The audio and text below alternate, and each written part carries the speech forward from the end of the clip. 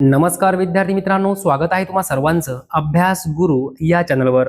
विद्यार्थी मित्रांनो, या व्हिडिओमध्ये अतिशय महत्त्वाचे 20 प्रश्न आपण पाहणार आहोत। 20 प्रश्नांपैकी किमान 10 प्रश्नांची उत्तरे तुम्हाला यायलाच पाहिजे। पहा, प्रश्न पहिला आहे, भारताच्या राज्यघटनेतील कलम 46 कशाशी संबंधित आहे? विद्यार्थी मित्रांनो, प्रत्येक प्रश्नासाठी तुम्हाला वेळ असेल 3 ते 5 सेकंद। पहा, भारताच्या राज्यघटनेतील कलम 46 कशाशी संबंधित आहे? योग्य उत्तर आहे अनुसूचित जाती जमातींचे संरक्षण। लक्षात ठेवा, कलम क्रमांक 46 अनुसूचित जाती जमातींचे संरक्षण। पुढील प्रश्न पहा, महाराष्ट्रात सर्वाधिक आदिवासी लोकसंख्या डॅश डॅश या जिल्ह्यात आहे। कोणत्या जिल्ह्यात आहे? तर पहा, योग्य उत्तर आहे नंदुरबार। महाराष्ट्रात सर्वाधिक आदिवासी लोकसंख्या नंदुरबार जिल्ह्यात आहे। पुढील प्रश्न पहा, अक्कल जाणे या वाक्यप्रचाराचा अर्थ काय होतो? अक्कल जाणे, तर योग्य उत्तर आहे बुद्धी नाहीशी होणे। अक्कल जाणे म्हणजेच बुद्धी नाहीशी होणे। पुढील प्रश्न पहा, अशोकाच्या काळातील प्रमुख शिक्षण केंद्र कोणते होते? अशोकाच्या काळातील प्रमुख शिक्षण केंद्र कोणते होते? योग्य उत्तर आहे तक्षशिला। तक्षशिला। पुढील प्रश्न पहा, साहित्यशास्त्र, कला, समाजसेवा इत्यादी क्षेत्रातील तज्ज्ञांमधून जास्तीत जास्त किती सदस्यांची राष्ट्रपती राज्यसभेवर नियुक्ती करू शकतात? प्रश्न महत्त्वपूर्ण आहे, वारंवार परीक्षेमध्ये विचारला गेला आहे।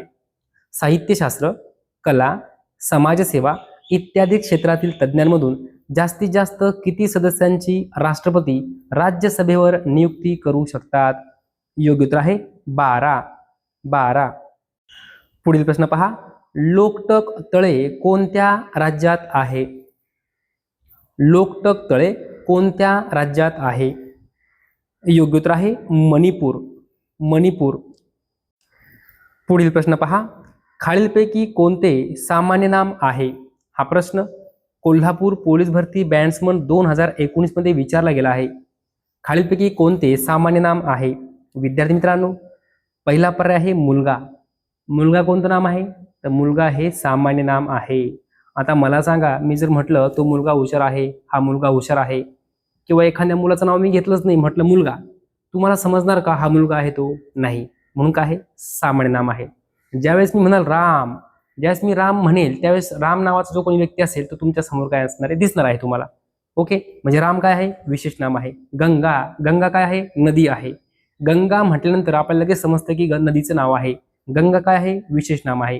भारत, भारत म्हटल्यावर आपल्याला काय लक्षात येतं की आपल्या देशाचं नाव काय आहे? भारत आहे, म्हणजे काय आहे? विशेष नाम आहे। लक्षात घ्या, या ठिकाणी सामान्य नाम आहे मुलगा, कारण मुलगा म्हटल्यानंतर आपल्याला लगेच लक्षात येत नाही कोणता मुलगा, माहिती का आपल्याला? नाही, फक्त मुलगा म्हटलंय तर मुलगा आहे सामान्य नाम। पुढील प्रश्न पहा, खालीलपैकी पोर्तुगीज भाषेतून मराठीत आलेला शब्द कोणता?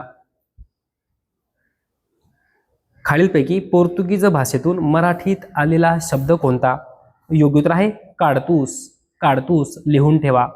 काडतूस हा पोर्तुगीज भाषेतून मराठीत आलेला शब्द आहे।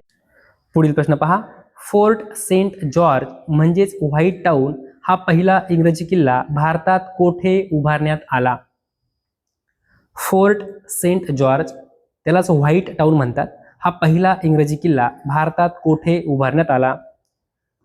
योग्य उत्तर आहे मद्रास या ठिकाणी। पुढील प्रश्न पहा, भारतातील रेल्वे म्हणजे ब्रिटिशांसाठी दुधारू किंवा दुभती गाय होती असे खालीलपैकी कोणी म्हटले होते? भारतातील रेल्वे म्हणजे ब्रिटिशांसाठी दुधारू किंवा दुभती गाय होती असं कोणी म्हटलं होतं? तर दादाभाई नौरोजी यांनी म्हटलं होतं। पुढील प्रश्न पहा, रौलेट कायदा कोणाच्या काळात लागू झाला?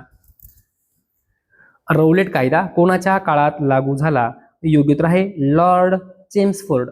लॉर्ड चेम्सफोर्डच्या काळात रौलेट कायदा लागू झाला। पुढे पहा, हिंदुस्थान सोशलिस्ट रिपब्लिकन आर्मीची स्थापना कोणत्या साली झाली?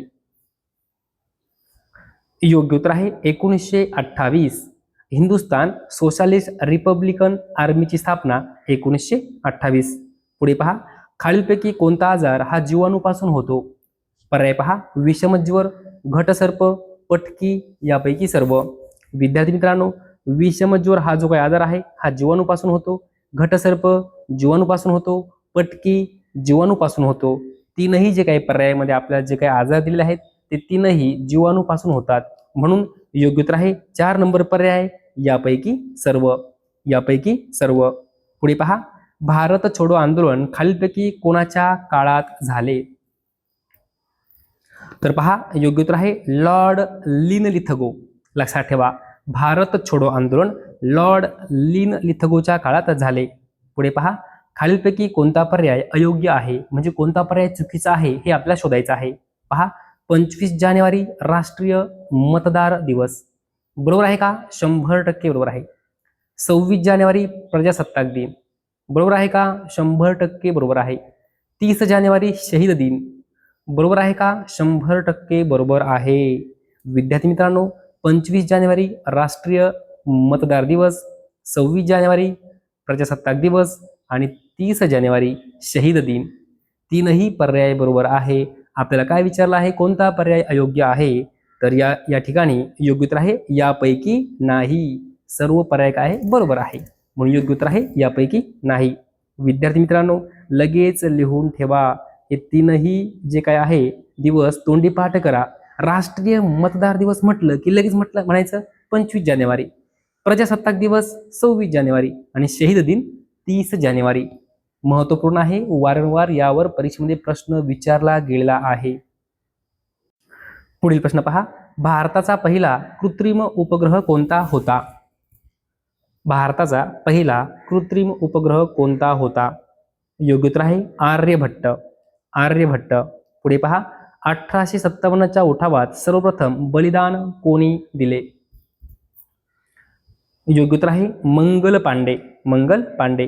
पुढे पहा, भारतामध्ये सर्वाधिक लोकसंख्येचे राज्य कोणते आहे? योग्य उत्तर आहे उत्तर प्रदेश. सर्वाधिक लोकसंख्येचे राज्य उत्तर प्रदेश. पुढे पहा, भारतरत्न पुरस्काराची सुरुवात कधीपासून झाली? योग्य उत्तर आहे 1954. लक्षात ठेवा, झोपेत जरी विचारलं तर उत्तर आलं पाहिजे. भारतरत्न पुरस्काराची सुरुवात कधीपासून झाली? 1954.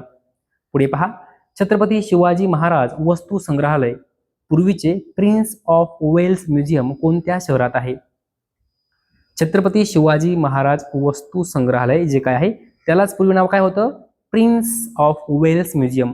सध्या कोणत्या शहरात आहे असं विचारलं आहे. योग्य उत्तर आहे मुंबई. मुंबई. पुढे पहा, आराम हराम हे ही घोषणा कोणाची आहे?